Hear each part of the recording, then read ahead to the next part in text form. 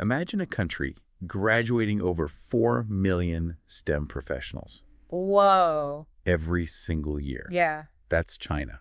It's incredible. And it's fueling their ambition to be the world leader in artificial intelligence. Today, Absolutely. we're diving deep into how they're doing it. Yeah, it's not just about the sheer scale, though. Right. Though that is certainly impressive. It's about a very deliberate, very strategic national effort. And that's where our source material for this deep dive gets really interesting. It's a report from TATANKA, Yeah. a group you might not expect to weigh in on this. That's right. They typically focus on global indigenous wisdom and sustainability, but they're clearly tuned into the tech world, too. Okay, so let's unpack this. TATANKA starts with a comparison that really sets the stage. In 2016, China graduated over 4.7 million STEM professionals. That same year, the U.S. graduated roughly 568,000. So you're talking about almost 9 times the number of STEM grads coming out of China. And it doesn't stop there. The gap is projected to be even bigger by 2030. Almost a new university opening every week in China. It's mind-boggling. Yeah, it really is. What's fascinating here is that China recognized early on that AI would be a key driver of both economic growth and global influence. They're not just training engineers. They're building a workforce specifically designed for the high-tech industries of the future. So it's not just about churning out graduates. It's about having a vision for how to use that talent. Yeah. What struck me in the report was this focus on specialized institutions. Exactly. They're not just building any universities, they're creating specialized schools dedicated to AI and related fields, like data science and robotics. And these schools are popping up in cities that are rapidly becoming AI hubs. Like Beijing, Yeah. Shanghai, Yeah. Shenzhen. You can practically feel the energy from here, even just reading about it. The energy is definitely palpable. They're attracting top talent, fostering collaboration between academia and industry, and creating this incredibly fertile ground for innovation. And then on top of all that, you've got the government playing a very active role. Their new generation artificial intelligence development plan lays out their ambition pretty clearly. They want global AI supremacy by 2030. It's incredibly ambitious. But you can't help but be impressed by their commitment. They're not just setting goals, they're backing them up with significant investments in research and development. And not just research funding in the traditional sense, they're also pouring money into infrastructure projects that directly support AI development. Things like high-performance computing centers, massive data centers, and 5G networks, all of which are essential for training and deploying sophisticated AI systems. It really does feel like a whole-of-society effort. It is. And one of the key aspects of this effort is how they're fostering this three-way collaboration between universities, companies, and the government. You see this in action with some of the programs they've put in place. For example, they have initiatives that encourage companies to set up research labs within universities, giving students direct access to cutting-edge projects. And you also see government agencies actively working to connect graduating students with AI-focused companies.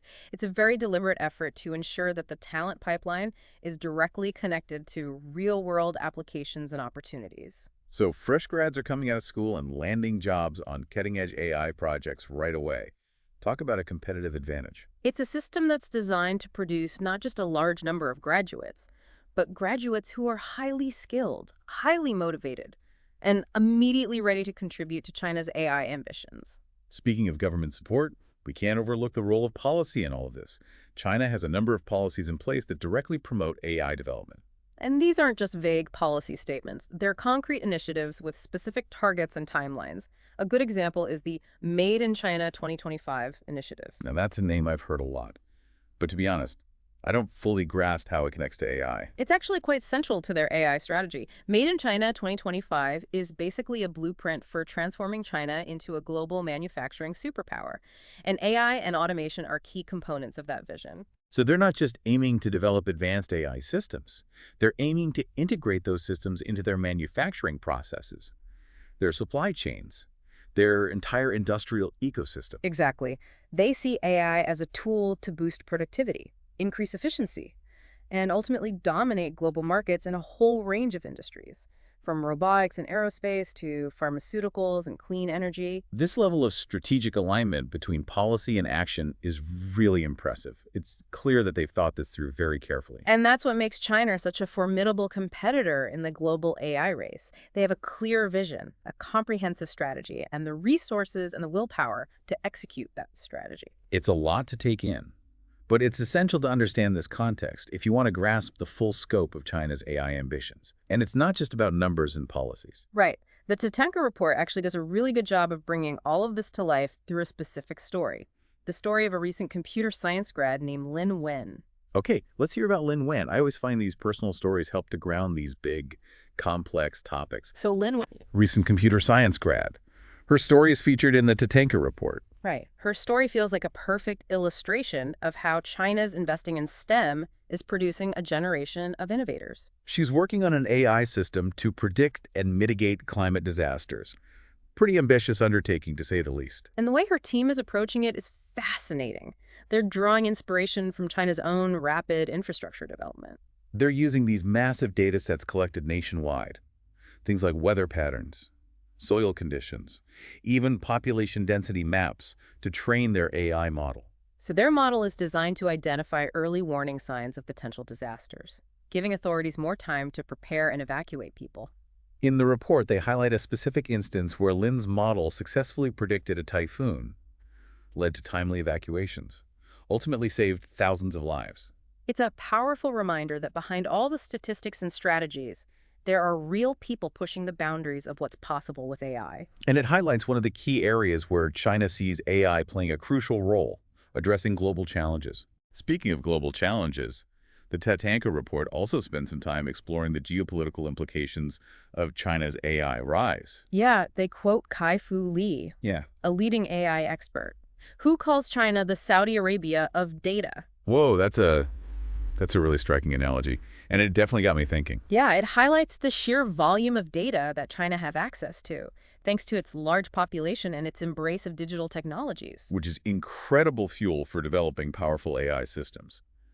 But also, kind of unsettling when you think about it. It raises questions about how this data is being collected, how it's being used, and what safeguards are in place to prevent abuse. And then there's the issue of what happens when this data is used to train AI systems that are deployed in sensitive areas, like law enforcement or national security. Right. We have to consider the potential consequences of biased data being used to make decisions that impact people's lives. The TANKA report doesn't shy away from these tough questions.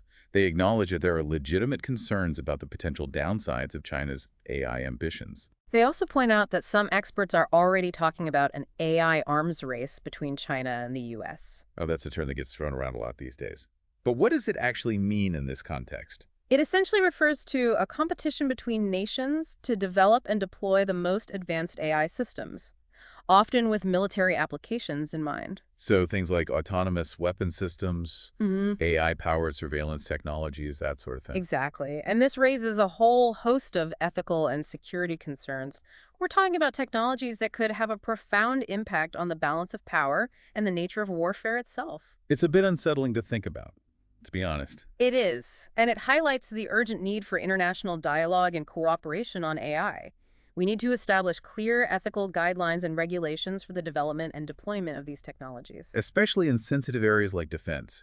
It's not just about who gets to the finish line first in this AI race. It's about making sure we're all running in the right direction. Precisely. We need to move beyond a purely competitive mindset and start thinking about how we can collaborate to ensure that AI is developed and used responsibly for the benefit of all humankind. It sounds a bit idealistic, but I think it's necessary. We can't afford to let fear and competition dictate the future of such a powerful technology. I agree, and I think there's growing recognition of this need for cooperation. We're seeing more and more international initiatives focused on responsible AI development. Like what, for example? Well, there are organizations like the Partnership on AI, which brings together researchers, industry leaders, and civil society groups from around the world to discuss and develop best practices for AI. And there are also efforts at the governmental level to establish international norms and standards for AI development. For example, the OECD has developed a set of AI principles that have been adopted by many countries. So it's not all doom and gloom. There are people working to ensure that AI is used for good. There are. But it's also clear that we're still in the early stages of figuring all of this out. The AI landscape is evolving rapidly, and there are a lot of unknowns. That's true. And that's why it's so important to stay informed, engage in these conversations, and be part of shaping this future. Absolutely. This isn't just an issue for governments and tech companies to figure out. It's something that affects all of us. So what does all this mean for you, the listener?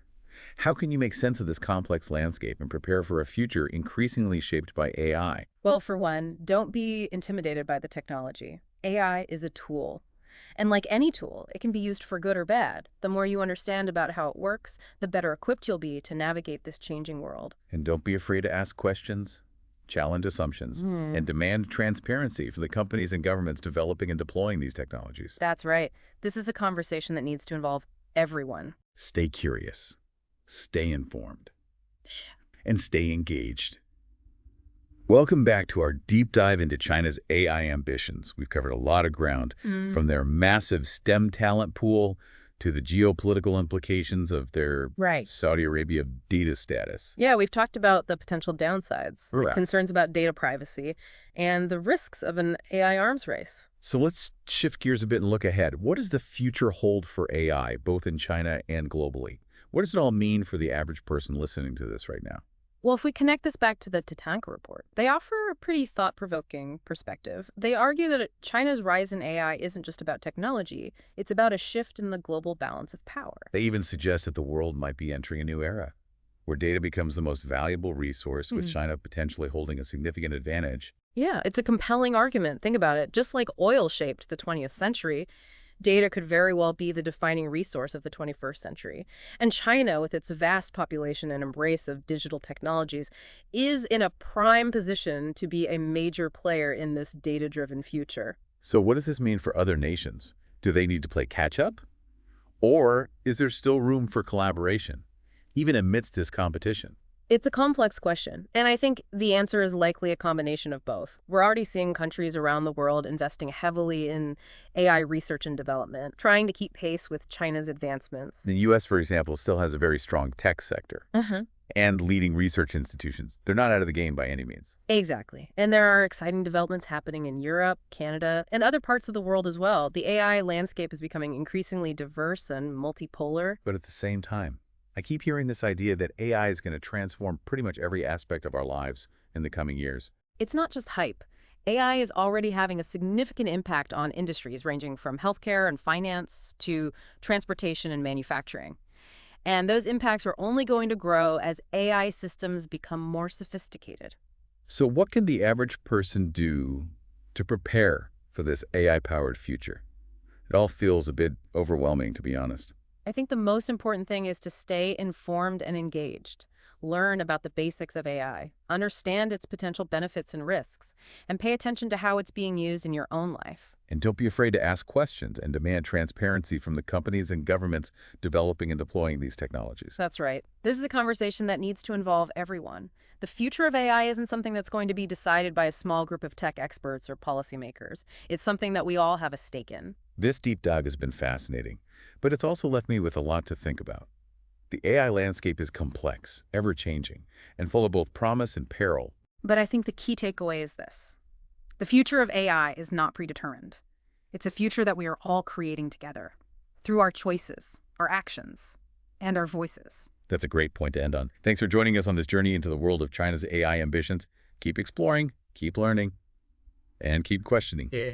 Until next time.